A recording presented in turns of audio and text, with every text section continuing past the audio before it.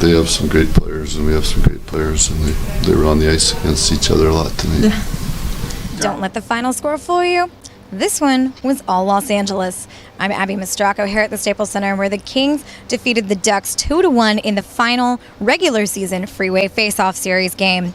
The Kings scored 2 quick goals in the second period, and Jonathan Quick became the first Kings goalie to win 40 games in a season. The Kings are back on top in the Pacific Division. Both teams came in tied on the top, 99 points each. So the Kings are up by 2, but the Ducks do have a game in hand. Low scoring affair tonight, but that's how the Kings like it. They're at their best when they're playing a gritty defensive game, breaking up plays through the neutral zone, winning puck battles along the boards. That's exactly what we saw tonight against a depleted Anaheim Ducks team. I think we outshot them by a pretty big margin in the first. I'm not exactly sure what it was, but we felt good, and we didn't let Quickie see too much action, and we were confident throughout the whole game. It's always fun playing that team. The fans are right into it, and it was a really good hockey game. Those are, the best games to play in. We played a pretty good possession game. We didn't give up too much. Quickie had to make a few saves, but I don't think he was as busy as he usually has to be. So we played good defensive hockey. Pucks are getting in the net. We were clearing them, and we were blocking shots. So it was a good game overall.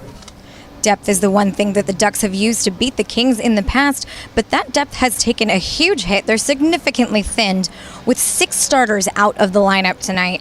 Getzlaf and Perry are back on the top line, and that's not how the Ducks want to play. They're a lot easier to defend against with David Perron, Ricard Raquel, and Brandon Peary out.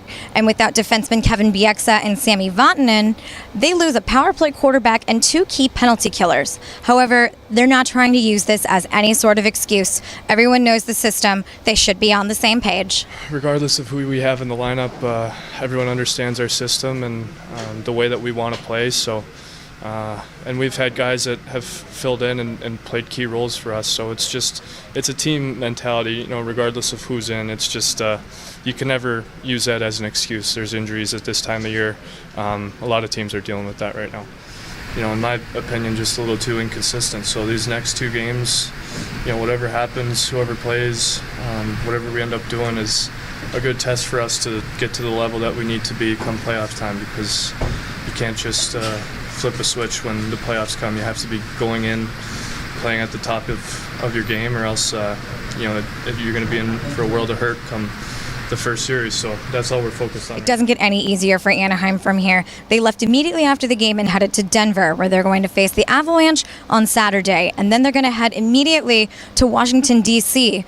Tough back-to-back. It's a makeup game against the Capitals. And the Kings are going to end their season right here at the Staples Center on Saturday against the Winnipeg Jets. It's been a really fun 5-game Freeway Faceoff series battle this season. I have a feeling it's not over yet. We may see these guys in the postseason just like we saw 2 years ago. And if 2 years ago was any indication, this one's going to be a fun one. From the Staples Center in Los Angeles, I'm Abby Mastracco for Inside SoCal.